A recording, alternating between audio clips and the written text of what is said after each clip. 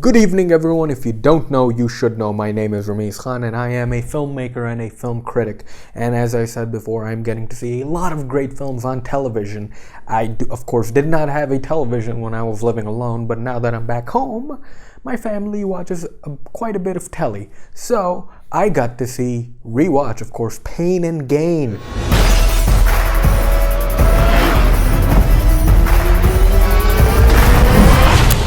Pain and Gain, there's something really attractive about this movie for everyone, apart from this beautiful, ravishing, hot young woman and these ripped bodybuilders, except for Anthony Mackie. I don't know what he's doing there. He looks like a little kid in front of Mark Wahlberg and The Rock. This is a real story about a bunch of bodybuilders, 3 of them to be exact. Daniel Lugo, played by Mark Wahlberg, Adrian Doorbal, played by Anthony Mackie, and The Rock's character's name is Peter. They all conspire to kidnap this one really rich person named Victor Kershaw, played by Tony Shalhoub. And they plan to seize all of his assets, including his house. How do they do it? They torture him, of course. This is, of course, a Michael Bay film, a real Michael Bay film. The stuff he does with his camera work in this film is truly awesome. It's kinetic, it's full of colors, it's vibrant, and it's very nice to look at. And it helps a lot to this film that the actors are on top form as well. The whole cast is charismatic as hell, and they seem to be having a lot of fun. Mark Wahlberg, Dwayne Johnson, and Anthony Mackie. Even Ed Harris looks like he's having quite a lot of fun while doing his acting. Although it is Mark Wahlberg's character who is the main character in this film, he is the protagonist, but it ends up being that The Rock steals the whole show with his totally adorable and loving performance, and that's saying a lot for a guy his size. What I love about this film, first of all, is that it was shot in Miami. Miami, of course, was my home for the past 5 years. Now that I'm not living there, they did shoot a chunk of this film at places I had visited. 79th Street next to North Bay Village. The Sun Gym was right there. I remember that, and it was nice to get to see that locale again. It's a very accurate portrayal of Miami when it comes to the colors and the temperature. When you look at the film, you feel like, yes, this is Miami. This is, of course, a true story, and a place like Miami is the perfect place to tell this type of story. This is a very detailed and skewered look on the American dream, not from one person's point of view, but from multiple people's point of view. No one's a good person in Pain and Gain. Not even the people they kidnapped. They're not good people. They made their fortunes off of doing illegal activities and some very underhanded activities.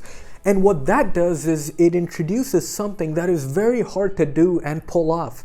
Root for your antagonists, who are the protagonists in this case. Mark Wahlberg and The Rock and Anthony Mackie. They're bad guys, but you're rooting for them the whole time because they're so friggin' charismatic and they're put in front of a higher evil. The one big problem I have with the film is not even a problem. It's directed by Michael Bay, and that's not saying much because Michael Bay does a fantastic job this time around directing Pain and Gain.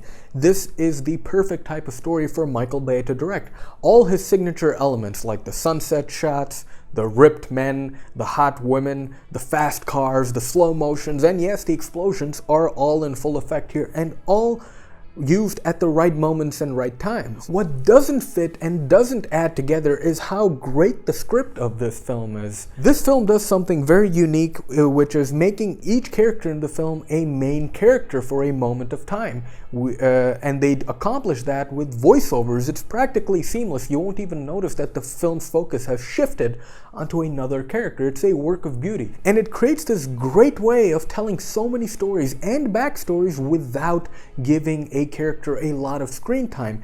It's a very efficient and a very tight script. This is Michael Bay's best film after The Rock. No, The Other Rock. Imagine this type of script, a script with so many layers and so many tricks in its writing in the hands of another director or another bunch of directors. Imagine if Pain and Gain was directed by Sam Raimi. Oh my goodness. Or imagine if it was directed by the Coen brothers. Most of the humor in this film is through body language and dialogue, and the dialogue is very good in this film. And that's another minor squabble of mine in this film. This film is a comedy. This shouldn't have been a comedy. This is a very, very dark story.